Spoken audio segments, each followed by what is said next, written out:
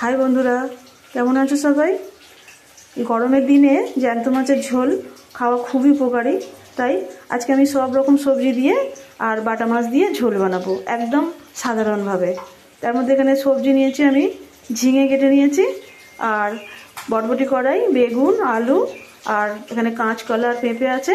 আর এইটা লাউ ডাঁটা, কিছুটা লাউ ডাঁটা না থাকলে কুমড়ো ডাঁটা হলেও হবে। তো এটা দিলে একটা আলাদা রকম টেস্ট হয়, খুব ভালো হয় এটা খেতে। আর মশলাতে আমি নিয়েছি এখানে গোটা ধনে, জিরে, কালো সর্ষে আর কয়েকটা গোলমরিচ আর একটুখানি আদা। এটাকে আমি শিলে বেটে নেব।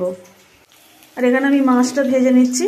এটা আমি সাদা তেলে করছি না, সর্ষের তেল দিয়ে ঝোলটা করব। মাছগুলো ভাজা হয়ে গেছে, এগুলো তুলে নিয়ে আমি তেলটা কমিয়ে দেব। এতটা তেল লাগবে না, তেলটা আমি কমিয়ে দিয়েছি অনেকটা। এটা ঝোল যেহেতু, যতটা কম তেল দেওয়া যায় ততটাই ভালো। আলু আর কড়াই, কাঁচকলা এগুলো একটু ভেজে নিয়ে তারপরে আমি বাকি আনাজগুলো দিয়ে দেব। ঝিঙে দিলে একটু জল বেরিয়ে যাবে, তাই বাকি আনাজগুলো ভালো করে ভাজা যাবে না বলে ওইগুলো আগে একটু ভেজে নিলাম, পরে এগুলো দিয়ে দিলাম। দিয়ে এগুলো একটু নাড়াচাড়া করে নেব।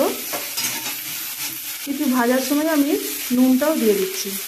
নুনটা দিয়ে দিলে সব কিছু তাড়াতাড়ি নরম হয়ে যাবে আর তাড়াতাড়ি সেদ্ধও হয়ে যাবে।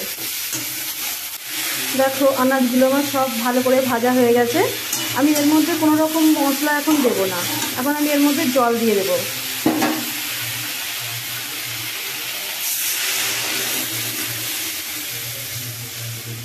যে কোনো রান্না সবার আলাদা আলাদা পদ্ধতি থাকে রান্না করার, তো আমি এইভাবে বানাই। এটাকে আমি 5 মিনিটের জন্য চাপা দিয়ে দেব। সব কিছু আনাজ ভালোভাবে সেদ্ধ হয়ে যাবে। দেখো, এখন সব ভালো রকম সেদ্ধ হয়ে গেছে আনাজগুলো। তো এখন আমি এটাকে ঢেলে রাখবো। তেজপাতা, একটু শুকনো লঙ্কা আর একটু 5 ফোড়ন ফোড়ন দিচ্ছি। ফোড়নটা একটু ভাজা হলে